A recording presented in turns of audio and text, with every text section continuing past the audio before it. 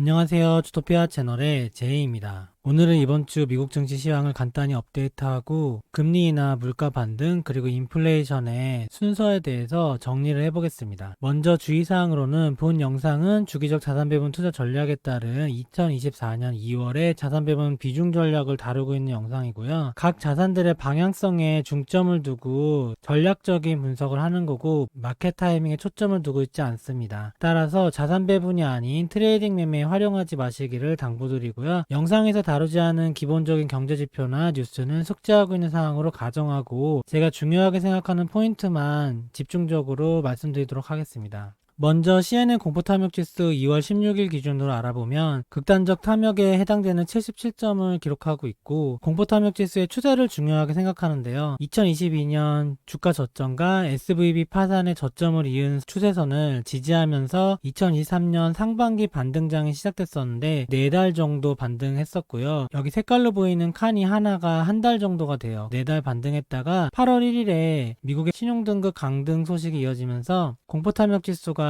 탐욕에서 하락하게 되면서 증시도 하락 반전해서 4달 정도 하락장이 있었고요. 하락장이 끝난 다음에 11월 FMC에서 연준이 기준금리를 더 이상 올리지 않을 거라고 얘기를 하면서 기준금리 고점이 확인이 됐죠. S&P 500도 11월 14일 기준으로 반등을 하기 시작해서 연말 산타랠리 이후에 연초까지 S&P 500이 반등을 했었는데요. 탐욕지수는 아래로 내려갔다가 올라갔다 했는데 지난 영상에서 이 정도까지 온 부근에서 찍었었는데 급하게 반등했기 때문에 2023년 상반기처럼 4달 정도 상승하는 게 아니라 2달에서 3달에 끝날 수도 있겠다는 생각도 했었고, 이 추세선을 이탈하고 나서 한 달 정도 있다가 하락했었기 때문에 이 부근에서 미국의 유동성 이벤트가 있었잖아요. RRP 잔고 고갈, 그리고 BTFP 만기, 그리고 지금 불거진 미국의 상업용 부동산 위기, 이런 것 때문에 조정이 시작되지 않을까라고, 그리고 연준이 기준금리를 첫 번째로 내리는 B가 3월 정도에 일어날 것 같아서 3월 전인 2월 정도서부터 조정이 일어날 것 같다라는 전망을 했었었는데, 탐욕지수도 결국에는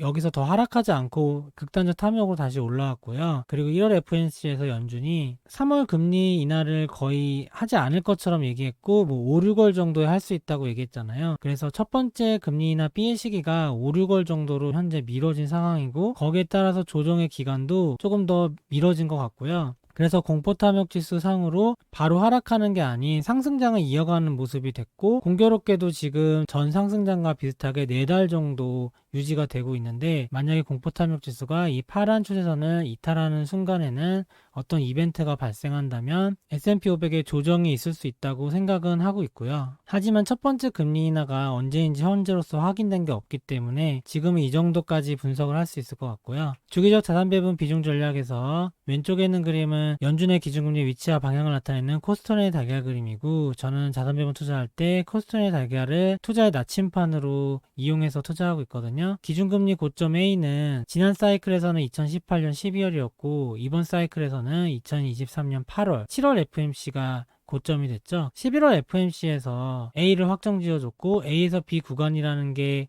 밝혀지면서 위험자산의 랠리가 있었죠. B는 연준이 첫 번째로 금리 인하를 예방적으로 하는 시기를 말하는데, 지난 사이클에서는 2019년 8월이었거든요. 금리 고점 A에서 B까지 한 8개월 정도 걸렸어요. 그거를 이번 2023년 8월에 대입해 보면은 대략 5월 정도가 나오는데, 3월에 유동성 위기가 있었기 때문에 3월 정도에 인하하지 않을까 하는 생각도 했었지만 현재로서는 그게 다 물 건너간 상황이죠. 연준도 5에서 6월 정도로 얘기를 하고 있고, 첫 번째 금리 인하 이후에 연준이 기준금리를 한 번에 0.5% 내리는 빅컷을 하는 시기를 C 경제 위기라고 표기하는데, 이때가 지난 사이클에서는 2020년 3월이고요. 이번 사이클에서는 3월에 첫 번째 금리 인하를 하면 9월이라 생각했는데, 이게 대선 전이라서 연준과 미국 정부가 첫 번째 금리 인하를 미루고 있잖아요. 대선이 11월이니까 5, 6월 정도에만 첫 번째 금리 인하를 미뤄도 대선 이후로 경제 위기가 오는 시기를 좀 더 늦출 수 있는 거죠. 아무래도 빅컷을 하는 시기는 경기가 침체돼서 일시적으로 자산시장이 많이 빠지는 시기이기 때문에 이거를 대선 전에 최대한 일어나지 않게 하려고 미국이 노력 중인 것 같고, 그럼 이 코스토네 달걀 그림에서 C가 2024년 말이나 2025년 초가 될 거 아니에요. 그때서부터 금리를 내리고 저점이 되겠죠. 근데 이번에는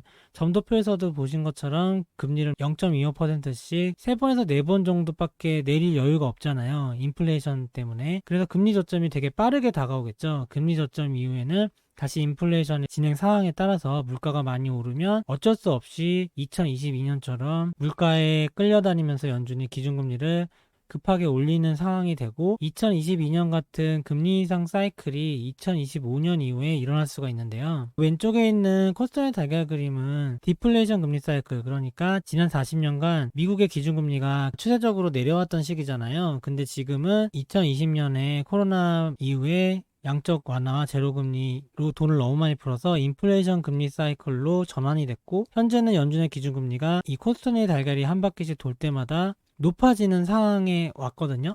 그래서 만약에 2025년에도 그런 사이클이 온다면 코스토네 달걀 기준에서 과거랑은 좀 다르게 생각해야 되는데, 이 부분을 차후에 자세히 업데이트 해드리고, 대략적으로 말씀드리면 인플레이션 금리 사이클에서는 물가 피크로 인해서 금리 인상하는 사이클이 D에서 A까지 일어나는데, D에서 A 기간이 디플레이션 금리 사이클 때는 주식시장이 오르는 시기거든요. 근데 지난 2022년에서 보셨다시피 모든 자산이 다 하락했잖아요. 너무 금리를 급격하게 올리니까 경기 상황에 맞춰서 올려야 되는데 물가 때문에 억지로 올려서 그렇게 된 거거든요. 그래서 인플레이션 금리 사이클에서는 금리 인상기가 그런 식으로 제약적 기준금리를 만들기 위해서 경기 상황과 상관없이 올려서 자산시장이 다 폭락하게 되는데, 이번에도 만약에 금리 인상 사이클이 온다면 D에서 A 기간 동안 주식시장이 많이 하락할 가능성을 생각하고 있고요. 지난 사이클에서는 2022년이 이 구간이었죠. 첫 번째 금리 인상이 2022년 3월이었는데 1월 FOMC에서 금리 인상 기정 사실화하고 양적 완화 마치고 바로 기준금리 인상을 3월 달부터 들어가서 12월 달까지 계속 했잖아요. 그런 식으로 금리 인상 사이클 구간에는 자산 시장이 많이 힘들었었던 시기가 있었죠. 그래서 2025년에도 만약에 기준금리 저점에서 인상 사이클로 돌아간다면 비슷한 시기가 나올 거라 생각하고 있고요. 지난 시간에도 여러 번 말씀드렸는데 경기 침체와 인플레이션, 지금 뉴스들이 막 산재돼서 나오기 때문에 경기 침체는 언제 일어나고 인플레이션은 언제 일어나고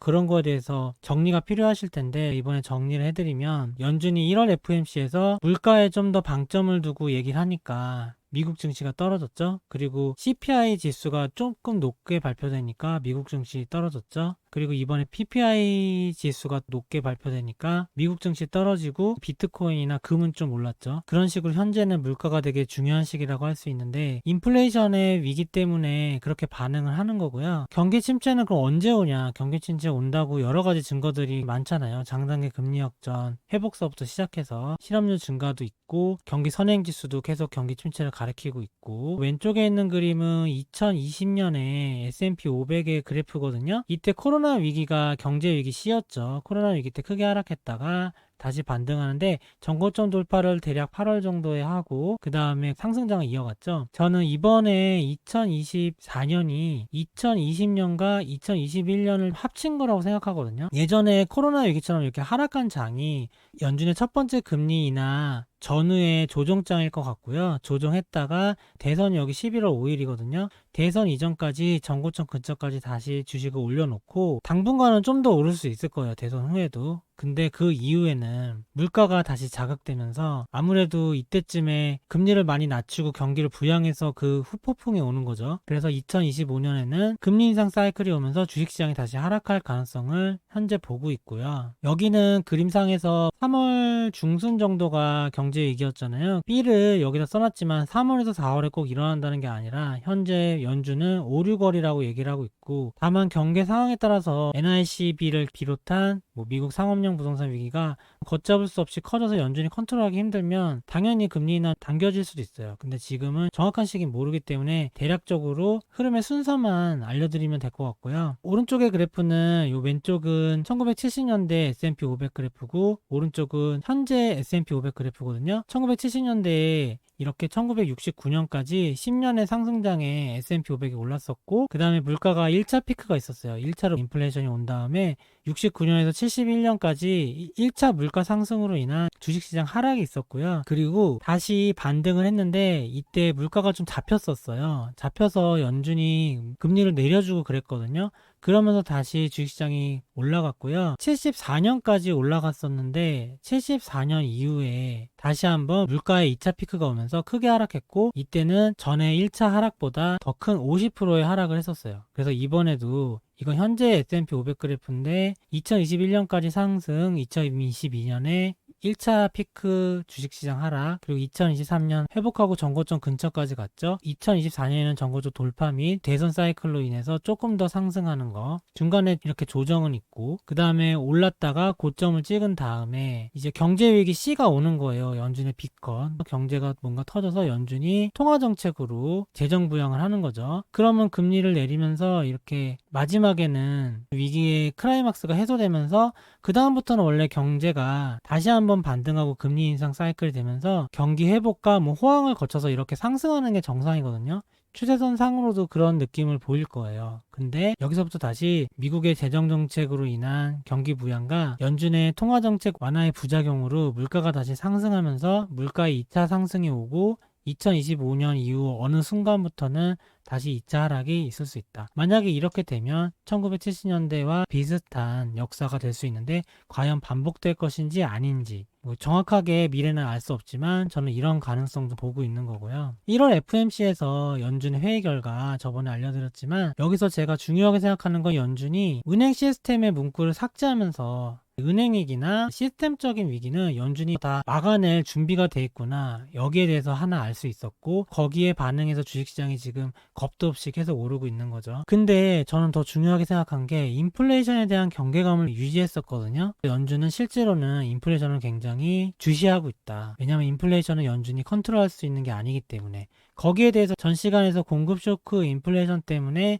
다시 물가가 자극돼서 2차 물가 상승이 있을 수 있다고 대략적으로 알려드렸는데, 이번에 업데이트하면서 좀 더 자세히 알려드릴게요. 여기 왼쪽에 있는 그래프는 WCI 컨테이너 운임 지수인데요. 이번에 물가 상승은 당연히 코로나 때 돈을 많이 풀어서 생긴 거긴 한데, 근데 예전에 금융위기 때는 물가가 오르지 않았잖아요. 그래서 이번에도 오르지 않을 줄 알고 연준이 돈을 엄청 풀었죠. 근데 물가가 다시 반등을 시작했는데, 처음에 연준이 물가 인상이 일시적이라고 얘기하면서 버텼던 거 기억나시죠? 또 했던 말이 공급발 인플레이션이다, 이런 식으로 얘기를 했었거든요. 코로나 쇼크 때문에 경기가 안 좋았잖아요. 물론 회복은 좀 되고 있었지만 중국은 다시 한번 락다운을 하기도 했고 경기가 완전히 좋진 않았단 말이에요. 회복 국면이긴 했지만 수요가 인플레이션을 올린 것도 있지만 공급 사이드에서 문제가 생긴 게 있었는데, 2021년에 코로나 위기나 우크라이나 전쟁, 미중 간의 무역 갈등으로 인한 공급망 체인의 변화가 일어났죠. 중국을 배제시키면서 공급망을 변화시켰고, 여러 가지 요소가 합쳐져서 2021년 1월 달에 이렇게 컨테이너 운임 지수가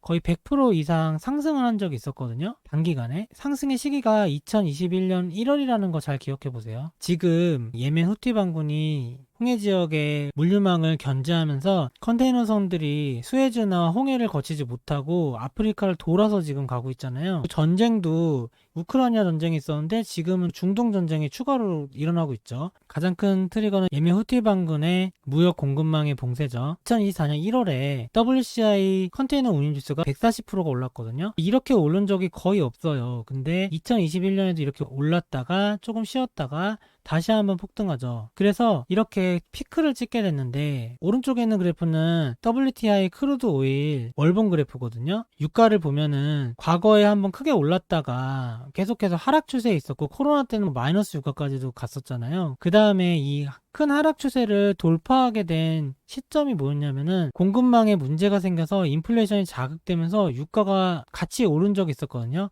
유가가 이 하락 추세를 뚫은 계기가 이렇게 WTI 운임지수가 올랐던 거랑 일치한다. 2021년 1월 달이라는 거예요. 하락 추세를 돌파해서 2021년 1월 달부터 2022년 3월 달까지 거의 1년 3개월 동안 유가가 올라서 고점을 찍었거든요. 그리고 그 이후에 다시 진정돼서 하락하는 기간을 가졌는데, 지금 하락하면서 하락 추세선을 다시 만들었잖아요. 하락 저항선을 지금 돌파할지 아닐지 밑에서 하방의 지지선을 지지하고 유가가 삼각수렴 안에 갇혀 있죠. 여기서 더 떨어질 건지 올라갈 건지를 정해야 되는데, 여기 보시면은 유가의 장기 이평선이 지지를 해주고 있기 때문에 유가가 여기서 떨어지기는 쉽지 않은 상황이죠. 여러 가지 경제 매크로 상황을 봐도 유가가 하락하기가 쉽지가 않잖아요. 그러면 유가가 만약에 여기서 이 상단의 저항선을 돌파하는 순간이 되면 유가가 이 화살표처럼 이렇게 상승하는 거 아닐까. 근데 마침 이 중요한 시점에 컨테이너 운임지수가 과거 2021년 1월처럼 급등하면서, 만약에 운임지수가 한 번 더 폭등한다면, 미국과 예멘의 전쟁이 뭐 커진다든지 어떤 이벤트에 의해서 여기서 수그러드는 게 아니고 운임지수가 한 번 더 폭등한다면 유가도 다시 한번 저항선을 뚫고 올라갈 가능성이 없는 게 아니다. 그럼 만약에 과거처럼 올라갔다 치면 컨테이너 운임지수가 폭등하기 시작한 1월 달부터 유가도 반등하기 시작하고 있죠, 지금. 근데 아직 삼각수렴 안에 있는 거고, 삼각수렴을 곧 돌파를 한다면 유가가 2024년 1월서부터 내년 3월까지 피크를 찍어서 오르는 거 아니냐. 이런 가능성도 현재 있는 상황이고, 금리 인상 사이클이 언제였죠? 2022년 3월 달에 연준이 첫 번째로 금리 인상을 하고 2024년 7월에 금리 인상을 종료했잖아요. 시작 시점을 보면 유가가 고점을 찍었을 때 금리 인상 사이클이 시작된 걸 알 수 있죠. 금리 인상 사이클이 2025년에 일어날 수도 있다고 말씀드렸잖아요. 코스닥의 달걀 모형으로도 그 정도쯤에 금리 저점에서 반등하는 시기가 오겠죠. 그러면 이번 금리 인상 사이클이 2025년 3월 전후에 생기는 거 아니냐, 이런 생각을 할 수 있는 거죠. 그러면 금리 인상 사이클이 시작되는 2025년도 2022년처럼 주식시장이나 자산시장이 좋지 않은 거 아니냐. 유가가 이렇게 많이 오르고 물가도 많이 오를 거고, 그러면 금리를 많이 올려야 되니까 자산시장이 좋지 않겠죠. 오른쪽의 그래프는 미국의 전년 대비 CPI예요. 요 1월달 보이시죠? 컨테이너 운임지수가 폭등한 2021년 1월달, 여기 이후부터 물가가 상승하는 거 보이죠? 아까 유가는 2022년 3월에 피크를 찍었잖아요. 근데 물가는 3, 4개월 더 가서 1년 반 동안 상승해서 고점을 찍었거든요. 그래서 물가가 여기서 고점에서 내려오게 된 순간서부터 연준이 디스인플레이션 얘기도 하면서 주식시장도 어느 정도 숨통이 트인 건데, 2023년부터 4년까지의 자산시장의 반등도 이런 물가가 하락되면서 안정화되는 순간에서 기인돼서 오른 거잖아요. 과거 2021년 1월처럼 컨테이너 운임지수 폭등, 그리고 유가가 저항선 돌파 상승, 이런 일이 일어나면 물가지수도 다시 과거처럼 올라갈 수 있겠죠. 이번에 만약에 과거처럼 물가가 올라간다면, 과거에는 1년 반 정도 올랐잖아요. 1년 반 정도 오르면 2025년 7월 정도에 물가의 2차 피크가 오는 거 아니냐. 여기 물가가 오른 기간이 1년 반이거든요. 1년 반을 똑같이 붙여보면 1년 반 동안 물가가 떨어졌어요. 공교롭게도 딱 그 시기가 끝나자마자 컨테이너 운임지수 급등하고, 유가도 지금 급등할지 아닐지 모르지만 급등할 수도 있는 위치, 그리고 다시 물가도 오를 수 있는 위치에 있는데, 이런 상황에서 1월에 CPI가 기대치보다 높게 나왔기 때문에 시장이 되게 민감하게 반응한 거고, 연준도 여기에 엄청나게 신경을 쓰고 있는 것 같아요. 1970년대에 물가가 상승하면서 1차 피크, 2차 피크, 3차 피크까지 3번의 피크가 있었고, 중동 전쟁이 있었고, 미국이 금태한제도 포기했었고, 1960년대 후반에 베트남 전쟁 이후에 돈을 너무 많이 풀어서 인플레이션이 일어나고, 이런 모든 과정들이 20년대랑 비슷한 거 아니냐. 20년대 코로나가 베트남 전쟁 같은 거고, 돈을 많이 풀어서 1970년대처럼 인플레이션 사이클이 있었고 1차 인플레이션이 있었죠. 왼쪽에 있는 그래프는 요 실선으로 된 게 현재 인플레이션이고요. 여기 뽀얗게 표시된 게 70년대 인플레이션이거든요. 이거는 근원 CPI를 적은 건데, 근원 CPI 보면 1차 상승이 이렇게 거의 일치하게 왔었고, 그 다음에 옛날에 여기서 2차 상승이 일어났다. 지금도 물가의 2차 피크가 오는 거 아니냐. 이런 역사의 라임이 맞춰지는 거 아니냐. 또 마침 중동에 위기가 있는 것도 비슷하고, 지정학적인 리스크가 있는 것도 되게 비슷해요. 과거랑 비슷한 점이 많고, 70년대 S&P 500 차트거든요. 60년대에 이렇게 상승장이 있었죠. 지금도 2010년서부터 2021년까지 거대한 10년간의 유동성 버블장이 있었잖아요. 버블장이 있었다가 물가 1차 피크 오면서 이게 1차 피크 때 하락이에요. S&P 500이 37% 하락했는데, 공교롭게도 이번에 2022년에 나스닥 지수가 37% 하락했거든요. 나스닥 100 지수가. 과거 70년대 다시 한번 인플레이션이 진정되는 요 시기에 주가가 다시 반등했고 2년 동안, 그리고 다시 물가가 반등하면서 2차 하락장이 시작되는데, 2차 하락장이 1차 하락장보다 더 크게 하락했다. 그리고 고점을 높이고 하락했는데 저점이 더 낮아졌다. 50% 하락했다. 니프티 50 같은 경우는 현재 매그니피선트 7이랑 비교가 되잖아요. 니프티 50가 이 69년에 샀다면 이때까지는 계속 올랐었는데 2차 하락의 마지막 저점에는 마이너스 90%가 된 것도 있었다. 이거 하워드 막스가 얘기한 거죠. 상점벽해 얘기하면서 이런 식으로 비슷한 게 오는 게 아니냐. 2021년, 2022년, 2023, 4년, 2025년, 6년 뭐 이런 식으로. 또 하나 특이한 현상이 밈 주식이 부활했더라고요. 과거 2021년 유동성 버블장의 대표적인 밈 주식이 게임스탑이었잖아요. 오른쪽에 있는 차트가 게임스탑의 차트거든요. 지금은 유동성 버블이긴 하지만 좀 더 특화돼서 AI 버블이라고 얘기할 수 있죠. AI 버블에서 가장 큰 혜택을 받은 최근의 주식이 슈퍼 마이크로 컴퓨터라는 SMCI라는 주식이거든요. 이게 갑자기 2024년 들어서 엄청나게 올랐어요. 여기서 지금 특이한 거는 슈퍼 마이크로 컴퓨터 SMCI가 1일 RSI가 97 이상이었는데 이게 역사상 두 번째밖에 없었대요. 첫 번째가 바로 게임스탑이었어요. 그 다음 날에 RSI가 30% 하락하고 뭐 주가도 20%인가 하락한 걸로 알고 있거든요. 근데 이게 2021년에 1월 달에 있었던 게임스탑의 이 폭등과 이 하락의 시작, 이거랑 되게 비슷하다는 거예요. 차트가 비슷하다는 거죠. 둘 다 이 시기의 버블을 대표하는 밈이라는 것도 비슷한 것 같고요. 물론 게임스탑과 슈퍼 마이크로 컴퓨터는 똑같은 회사는 아니지만 그렇게 볼 수도 있다는 거고, 그날 이후에 게임스탑은 사상 최고치를 다시 한번 넘지를 못했죠. 그리고 여기 오른쪽에 보면 게임스탑이 2021년에 이런 폭등과 폭락을 거친 이후에 추세적으로 이렇게 등락을 거듭하면서 하락했잖아요. 여기 추세선 보이죠? 이 추세선을 이탈하게 시작한 게 2022년 금리 인상 사이클이 시작되면서 완전히 하락으로 이탈해 버렸거든요. 그러니까 만약에 SMCI도 여기서 이렇게 오르락 내리락 하다가 2025년 금리 인상 사이클이 왔을 때 하락하는 모습이 나오면 게임스탑과 굉장히 유사한 흐름을 보일 수 있다. 과거에 2022년 금리 인상 사이클에는 나스닥 100이 37% 하락했는데 1970년대로 보면 1차 하락 시기 69년에서 70년에 S&P 500이 37% 하락했었잖아요. 2024년 1월에 SMCI가 게임스탑과 비슷한 모습을 그렸는데 2025년에 금리 인상 사이클이 지금 예상되고 있죠. 금리 인상 사이클에 만약에 나스닥이 폭락한다면 과거 2022년처럼 이게 물가의 2차 피크와 겹쳐진다면, 그러면 1970년대처럼 2차 피크 기간에 더 많이 떨어진 S&P 500처럼 나스닥도 그때 좀 힘들 수 있겠다, 위험자산이. 기본적으로 2024년에는 큰 하락은 없을 거라 예상되고 2025년부터 조금 더 큰 하락이 있을 수도 있겠다라는 생각이 들고요. 이거는 아마 비트코인이나 크립토 시장도 마찬가지일 것 같아요. 그래서 크립토 쪽에서는 2025년에도 상승할 거라고 보는데 저는 2025년에 힘들 수도 있다고 생각을 하거든요. 그런 게 이런 금리 인상 사이클에 적용시켜서 생각하고 있는 부분이고요. 역사는 그대로 반복되지 않지만 분명 그 운율은 반복된다고 마크 트웨인이 얘기했잖아요. 한 사람의 마음속은 알 수 없지만 대중의 심리는 예측이 가능할 수 있고, 그런 대중이 만들어내는 역사는 그대로 반복되진 않겠지만 역사를 공부해서 그 운율을 미래의 투자 전략을 세울 때 참고할 수 있다고 생각을 하거든요. 그래서 과거 차트나 경기 흐름과 현재의 프랙탈 비교 같은 거를 해드리고 있는 중입니다. 오늘 영상은 이만 마치겠습니다. 좋아요와 구독 부탁드립니다. 감사합니다.